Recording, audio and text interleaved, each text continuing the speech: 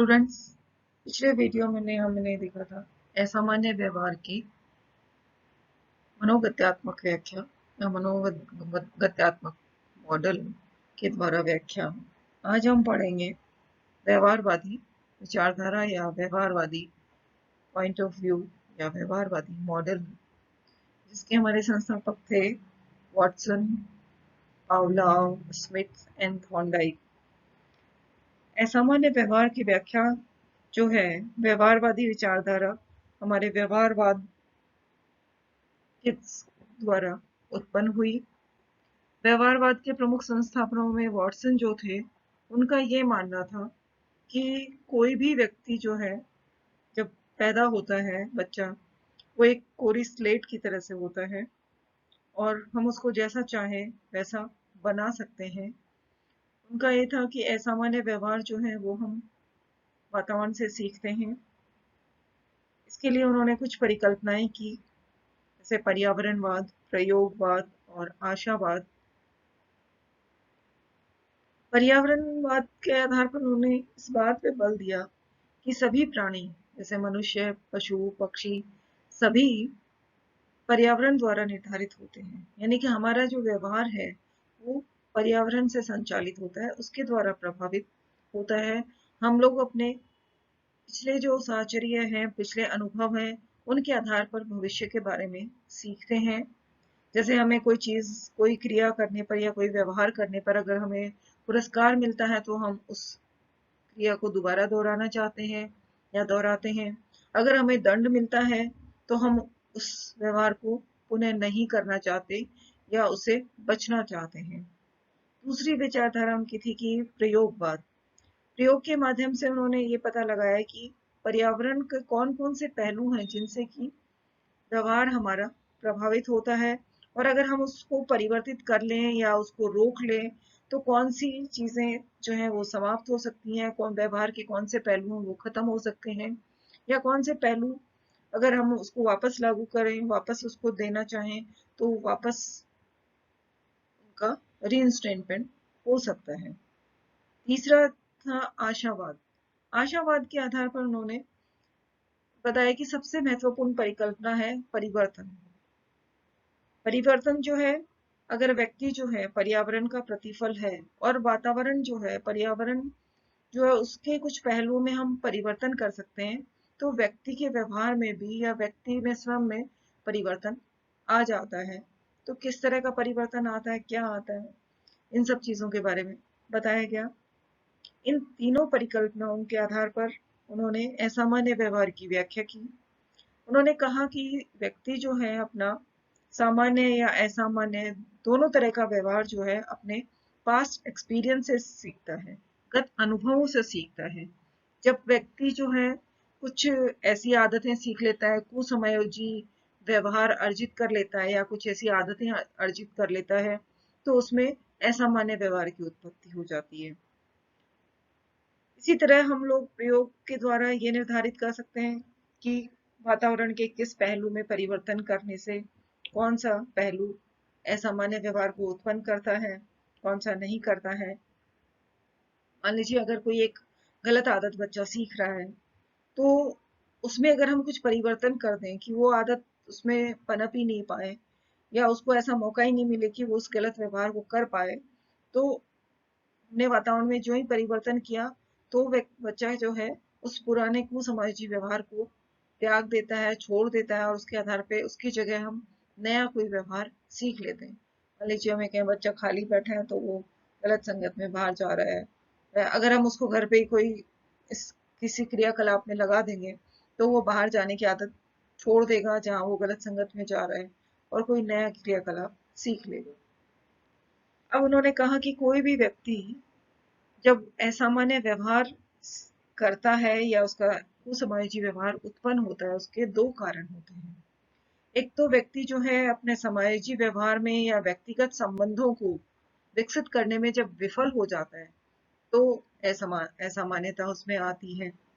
दूसरा, अप्रभावी या कुसमाजी व्यवहारों को सीख लेता है, गलत आदतें या गलत व्यवहार कहीं से सीख लेता है, तो उसके अंतर्गत उसमें असामान्यता आती है।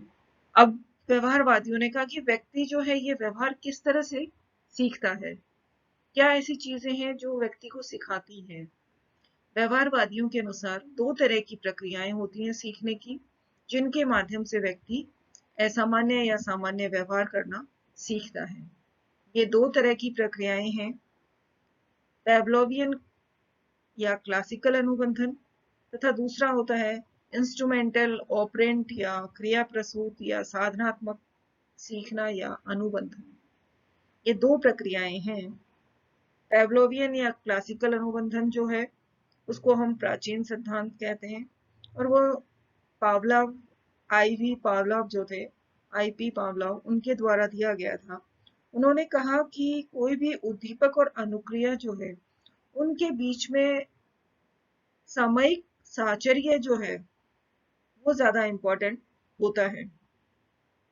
मान लीजिए उन्होंने जो एक्सपेरिमेंट किया था एक कुत्ते के ऊपर किया, और उन्होंने कहा कि जब हम स्वाभाविक उद्दीपक उसको देते हैं, किसी भी व्यक्ति को या किसी प्राणी को, और उसके बीच जो रेस्पॉन्स होता है वो हमारा किस पे निर्भर करेगा कि जो हमने स्वाभाविक उद्दीपक दिया और अस्वाभाविक उद्दीपक दिया उन दोनों के बीच का अंतर किस पे है, कितना है, समय का साहचर्य उनके बीच में कितना है। जैसे कुत्ते को उन्होंने भोजन दिया कि उन्होंने घंटी बजाई, भोजन दिया, और फिर कुत्ते ने लार टपकाई, तो उसके बीच में उनका कितना प्रयास है, कितना समय है घंटी बजने में, भोजन देने में और लार टपकने में, ये इनके बीच की प्रासंगिकता जो है वो निर्भर करती है कि व्यवहार किस तरह का या प्रतिक्रिया किस तरह की होगी।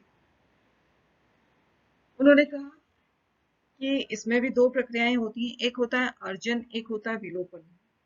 मान लीजिए कोई बच्चा है घर में, हम उसको अच्छा व्यवहार सिखाना चाह रहे हैं, तो अगर वो अच्छा व्यवहार करता है या दिन में अच्छा काम करता है तो हम उसको चॉकलेट देते हैं या टॉफी देते हैं, पुरस्कार देते हैं।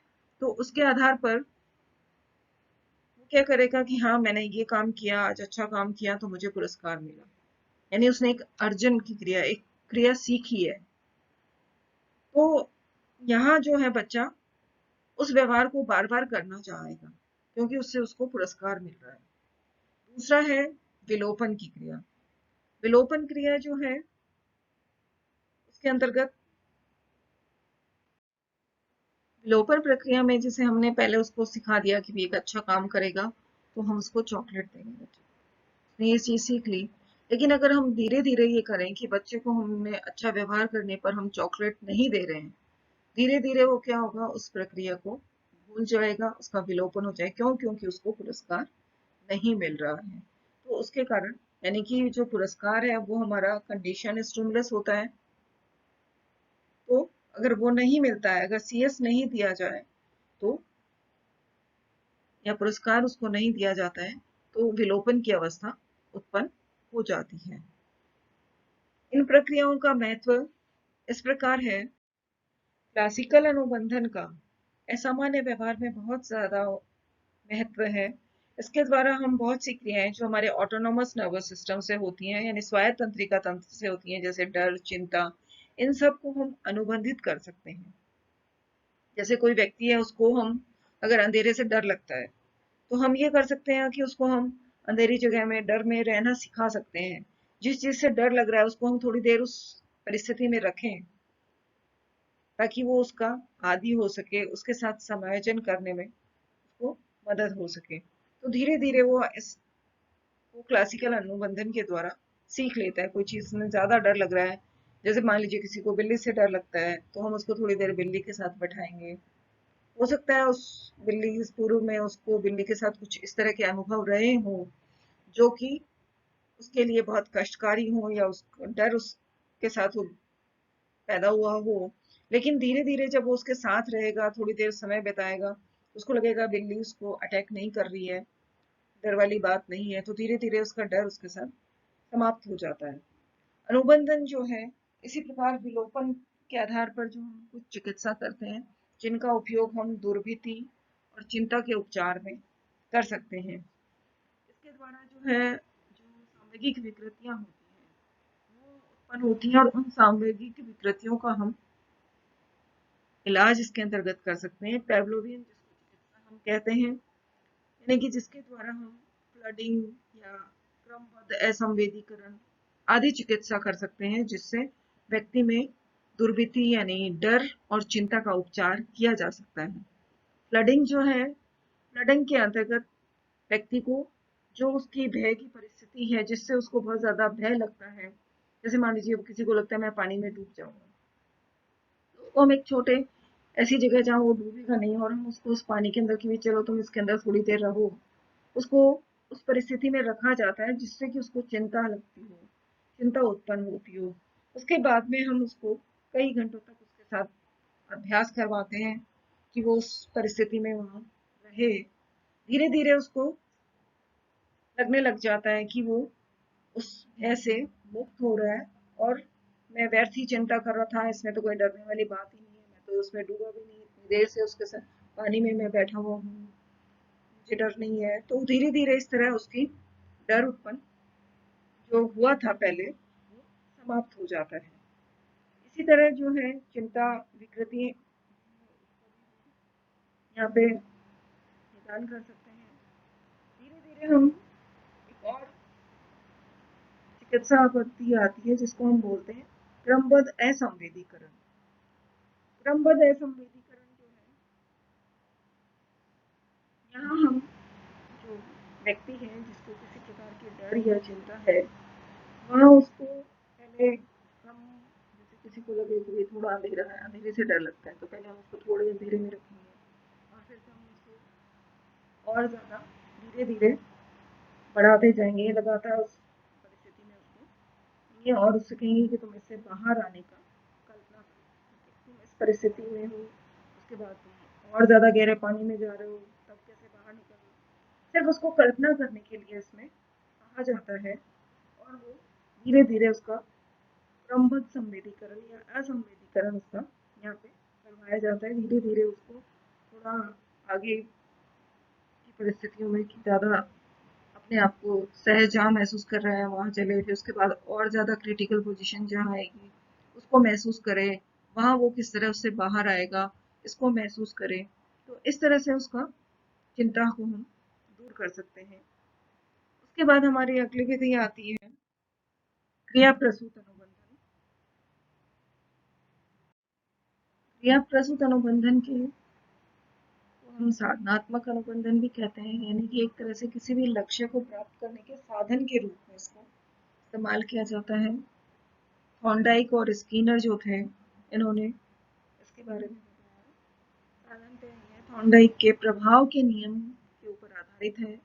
स्किनर ने इसका बहुत ज़्यादा उपयोग करके इसको क्रिया प्रसूत अनुबंधन के रूप में लोकप्रिय बनाया। उनके अनुसार व्यक्ति ये सीखता है कि कोई भी लक्ष्य जो है उसकी प्राप्ति किस तरह से हो सकती है, कैसे वो किसी पुरस्कार को प्राप्त कर सकता है या किसी दंड से दूर रहने को कैसे सीख सकता है।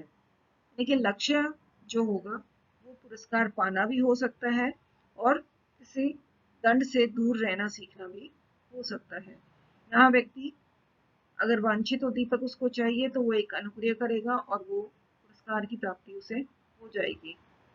अगर कोई ऐसा व्यवहार करता है जिससे उसको पुरस्कार मिलता है तो वो उसको सीख लेगा पुनर्बलन के नियम के अनुसार, और अगर उसको दंड मिलता है तो वो उससे दूर रहना सीख लेता है। धीरे धीरे इसके द्वारा भी अनेक प्रविधियों का प्रयोग किया गया जिससे क्रिया प्रसूत चिकित्सा की जाती थी, जैसे शेपिंग, टाइम आउट, अनुक्रिया लागत और सांकेतिक व्यवस्था